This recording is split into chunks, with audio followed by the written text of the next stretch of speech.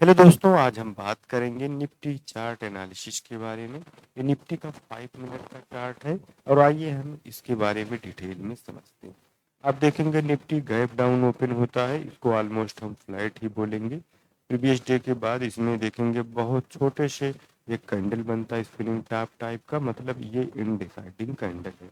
इसके बाद देखेंगे इसके इसी रेंज में लगभग ये 30 से 35 मिनट होल्ड करता है। होल्ड करने के बाद आप देखेंगे इसका अप साइड में ब्रेकआउट होता है। ब्रेकआउट के बाद आप देखेंगे यहाँ पे ऐसा लग रहा है कि बायर इंटरेस्टेड नहीं है और बहुत छोटी छोटी कैंडल के साथ धीरे धीरे करके ऊपर जा रहा था। आप ऑप्शन के प्रीमियम में देखेंगे तो उसमें भी मोमेंटम देखने को बढ़िया नहीं मिल रहा था। अप साइड में जो काल के प्रीमियम थे, बढ़िया मोमेंटम देखने को नहीं मिल रहा था। इसलिए आप देखेंगे निफ्टी में ऐसा लग रहा है कि यहाँ पे जो बड़े प्लेयर है वो ऊपर साइड में इंटरेस्टेड नहीं है।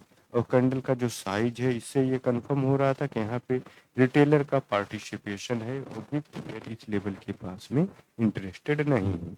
और ये देखेंगे इस ब्रेकआउट के बाद ये जो रेंज बनता है, इसका जब ब्रेकआउट होता है तो छोटे छोटे कैंडल के साथ ये ऊपर जाता है। और प्रीवियस में आप देखेंगे कि जो प्रीवियस डे का जो क्लोजिंग है, अब उसी लेवल के पास में देखेंगे यहाँ से रिवर्सल देखने को मिलता है।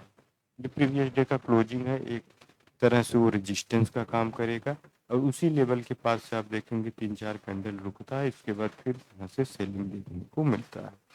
इस लेवल के पास में आप देखेंगे एक बार बायर फिर से ट्राई करते हैं इसको ऊपर ले जाने के लिए। यदि बायर ये जो हाई था इसके ऊपर लेके जाते और इसके ऊपर क्लोजिंग होता तो फिर यहाँ पे बायर आते और बड़े प्लेयर हो सकता हो कि इस लेवल के बाद से इंटरेस्टेड होते। लेकिन ये देखेंगे इसी लेवल के पास में क्लोजिंग देता है, फिर यहाँ से कंटिन्यू सेलिंग आता है।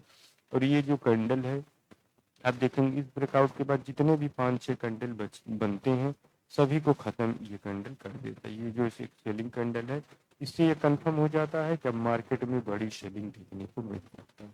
क्योंकि आप देखेंगे मार्केट को ओपनिंग के बाद जब से मार्केट आज मॉर्निंग में ओपन हुआ, तब से इस तरीके की कोई बाइंग कैंडल देखने को नहीं मिला। और जो भी कैंडल मिल रहा है वो सब सेलिंग कैंडल है और एक यहाँ पे एक सेलिंग कैंडल होता है। इसके बाद ये कंफर्म हो जाता है कि इस लेवल पे बड़ी सेलिंग देखने को मिल सकता है।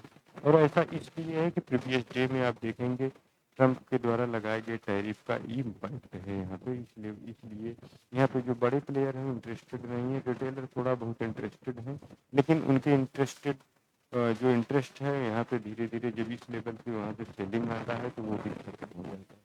इसके बाद इस लेवल के साथ में देखेंगे जो ये के लिए रेजिस्टेंस का काम कर रहा था, इस लेवल पे सपोर्ट लेवल ब्रेक करता है, इसके बाद कंटिन्यू यहाँ पे सेलिंग देखने को मिलता है। इस लेवल के पास में आप देखेंगे थोड़ा टाइम होल्ड करते हैं, फिर से कंटिन्यू सेलिंग देखने को मिलता है। प्रीवियस डे में देखेंगे ये लंबा गैप डाउन ओपन होता है, गैप डाउन ओपनिंग के बाद मॉर्निंग का एक हाई लगाता है।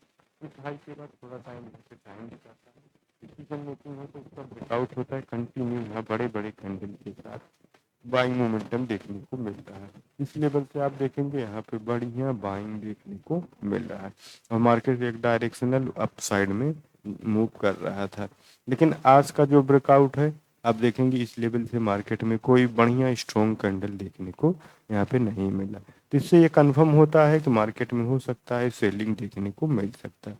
और फाइनली यही हुआ, मार्केट में कंटिन्यू सेलिंग हुआ और आज निफ्टी लगभग 200 प्लस पॉइंट के साथ माइनस में क्लोजिंग दिया है। तो आपको यह एनालिसिस कैसा लगा, कमेंट करके जरूर बताएं। मिलते हैं नेक्स्ट वीडियो में, तब तक के लिए बाय।